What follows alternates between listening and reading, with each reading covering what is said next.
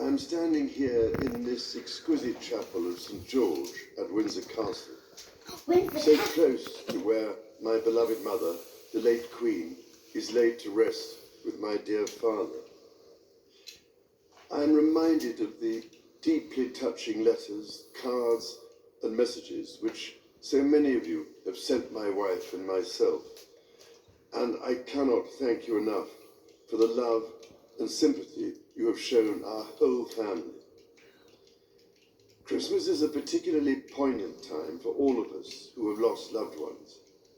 We feel their absence at every familiar turn of the season and remember them in each cherished tradition.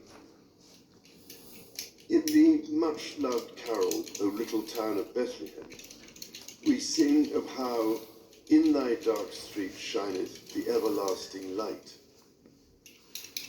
My mother's belief in the power of that light was an essential part of her faith in God, but also her faith in people, and it is one which I share with my whole heart. It is a belief in the extraordinary ability of each person to touch with goodness and compassion the lives of others and to shine a light in the world around them. This is the essence of our community and the very foundation of our society. We see it in the selfless dedication of our armed forces and emergency services, who work tirelessly to keep us all safe, and who perform so magnificently as we mourn the passing of our late Queen. We see it in our health and social care professionals, our teachers, and indeed all those working in public service, whose skill and commitment are at the heart of our communities.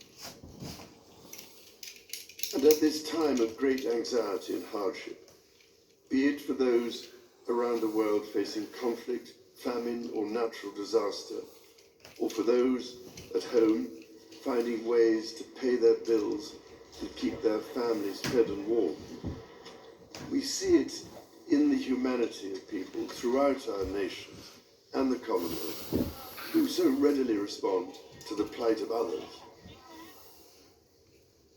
I particularly want to pay tribute to all those wonderfully kind people who so generously give food or donations, or that most precious commodity of all, their time, to support those around them in greatest need, together with the many charitable organizations which do such extraordinary work in the most difficult circumstances.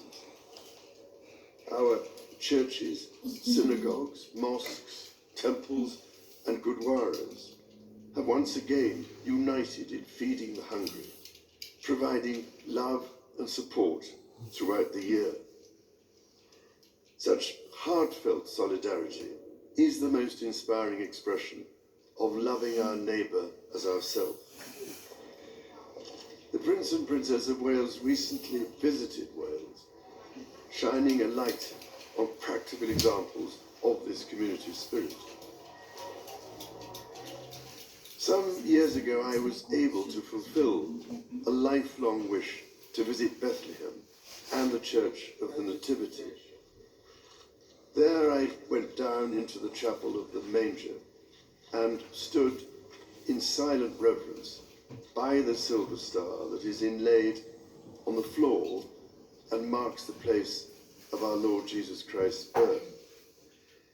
It meant more to me than I can possibly express to stand on that spot where, as the Bible tells us, the light that has come into the world was born.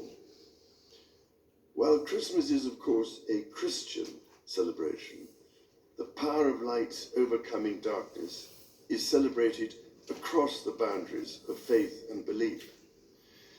So whatever faith you have, or whether you have none, it is in this life-giving light and with the true humility that lies in our service to others that I believe we can find hope for the future.